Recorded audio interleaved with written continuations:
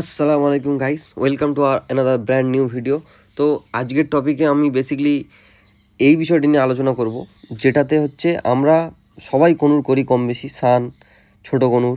তো আমাদের পাখি প্রপারলিভাবে ব্রিডিং করে না, বাট কনুর কিন্তু খুবই একটা ভালো জাতের স্পেসিস পাখি, খুব হার্ডি পাখি, যারা খুব ভালো ব্রিড করে, যাদের বাচ্চা ফার্টাইল ক্ষমতা খুব বেশি এবং বাচ্চার মর্টালিটি ক্ষমতা খুব কম। তো সেই বিষয় নিয়ে আলোচনা করব। ভিডিওটা বেশি দেরি না করে চলো শুরু করা যাক। আর যারা চ্যানেলে নতুন আছে তারা চ্যানেলটাকে লাইক, শেয়ার এবং সাবস্ক্রাইব করে দেবে এবং পাশে থাকা বেল নোটিফিকেশনটা প্রেস করে দেবে, যাতে ভিডিও আপলোড করার সাথে সাথেই তোমাদের ফোনে নোটিফিকেশান চলে যায়। তো বেসিক্যালি আমি যে বিষয়টি নিয়ে আলোচনা করব সেই বিষয়টা আমি নিজে ফেস করেছি, তারপরে আমি এই ভিডিওটা বানাচ্ছি। তো আমার এখানে যে কনুরের পেয়ারগুলো তোমরা দেখছো, সানের পেয়ার আছে, রেড সান আছে, এই যে আমি পাখিগুলো করে রেখেছি, পেয়ার পেয়ার করা আছে। তো এই পাখিগুলো থেকে আমি প্রপারলি ব্রিডিং পাই, আপনারা পান না কেন?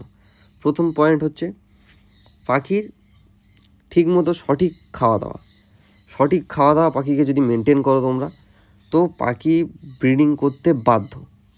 দ্বিতীয়ত, ব্রিডিং সিজনে আমরা কি করি, পাখিকে বেশি বেশি ভিটামিন দিই, ক্যালসিয়াম দিই, মাল্টিভিটামিন দিই, আরও অনেক ওষুধ আছে, অনেক দামি দামি ওষুধ, অনেক মেডিসিন আমরা ইউজ করি, যার কারণে পাখিকে হাই প্রোটিন খাবার, high protein food, soft food দেওয়ার কারণে পাখির চর্বি হয়ে যায়।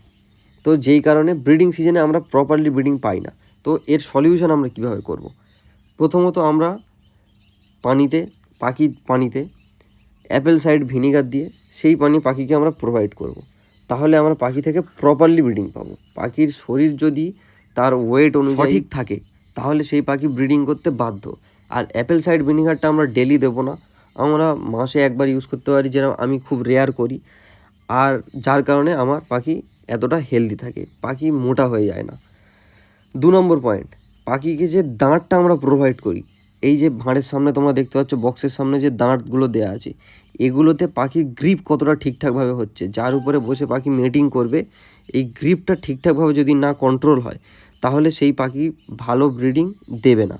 যার কারণে আমার প্রত্যেকটা বক্সের সামনে কঞ্চিগুলো যেগুলো দেওয়া আছে, সেগুলো তোমরা দেখতে পাচ্ছ যে দাঁড়গুলো, তো সেগুলো তোমরা মেনটেন করবে যেন পাখির পুরো গ্রিপ কভার করে। তো আমার ঘরে যখন রেজাল্ট হচ্ছে, আপনাদের ঘরেও হতেই বাধ্য। তো আমি যে পয়েন্টগুলো নিয়ে আজকে বেসিক্যালি আলোচনা করছি, সেগুলো আমি আজকে তোমাদের কিছু গুরুত্বপূর্ণ টিপস দিচ্ছি। যেরকম আমার ঘরে প্রোগ্রেসও তোমরা দেখতে পাচ্ছ, এখানে বাচ্চা নিয়ে বসে আছে, আর পাখি পুরো অ্যাক্টিভ, পুরো হেলদি। আর ব্রিডিং হতে না হতেই, মানে এই বাচ্চা যখন আমি এর থেকে নিয়ে নেব, কালেক্ট করে নেবো নিজের কাছে, আবার পাখি মেটিং করে ডিম দিয়ে দেবে। তো পাখির প্রথমত আমরা খাওয়া দাওয়া মেনটেন করব। পাখি যে দাঁড়ে বসে ব্রিডিং করবে, সেই কঞ্চি, দাঁড় বা লাঠি আমরা মেনটেন করব, যেন পাখির প্রপার গ্রিপে আসে। তো মাশাআল্লাহ বলে তোমাদেরকে কত সুন্দর প্রোগ্রেস দেখাচ্ছি। দেখো, আমার ঘরে যেহেতু হচ্ছে, তোমাদের ঘরেও 110% হবে। আমি ভিডিওতে যে টপিকগুলো আলোচনা করছি, সেই টপিক যদি তোমরা মেনটেন করো। তৃতীয় পয়েন্ট, প্রপার পাখি নিয়ে তোমরা পেয়ারিং করো। যদি মেলের বয়স 1.5 বছর হয়, ফিমেলের বয়সকেও তোমরা 1 বছর 3 মাস রাখো, মেলটাকে বড় রাখো ফিমেল থেকে। তো এই রকমভাবে তোমরা পেয়ারিং করো, ব্লাড লাইনটাকে ক্রস করো, তারপরে তোমার পাখি থেকে তোমরা ভালো রেজাল্ট পাবে। যদি তোমরা ইনম্যাচিওর পাখি নিয়ে ব্রিডিংয়ে বসাও, তো সেই পাখি কোনো দিন ভালো ডিম দেবে না, ভালো বাচ্চা করবে না। তো প্রথমত পয়েন্ট, তোমরা এগুলোকে মাথায় রেখে তোমরা পেয়ারিং করো, এবং আমার ঘরের মতো তোমরা ভালো রেজাল্ট তোমরাও পাবে, পেতে বাধ্য। এই প্রসেস তোমরা করার পরে দেখো পাখি কিরম ব্রিডিং করছে। যদি সেই পাখি ব্রিডিং না আসে, ব্রিডিং মুডে না আসে, ব্রিডিং রেজাল্ট না করে, তখন তোমরা পেয়ারটাকে সেপারেট করে দাও। এই মেলটাকে অন্য পেয়ারের সাথে দাও, ফিমেলের সাথে, আর ওই ফিমেলটাকে নিয়ে এই মেলের সাথে দাও।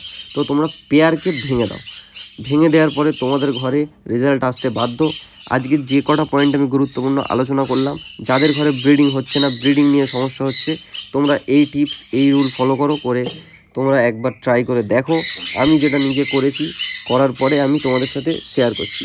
আর এখানে দেখো কত একটা ফানি করছে, ওর কিন্তু কিচ্ছু হয়নি, ও ওরমভাবেই ফান করছে, ও উল্টে শুয়ে পড়ে সবসময় একদম ওরম হয়। আর এটা ব্লু পাইনাপেলের নতুন বাচ্চা। তো দেখা হচ্ছে নেক্সট ভিডিওতে। তো সবাই সুস্থ থেকো, ভালো থেকো, পাখিদেরকে যত্ন করো এবং ভালো থাকো। খোদা হাফেজ।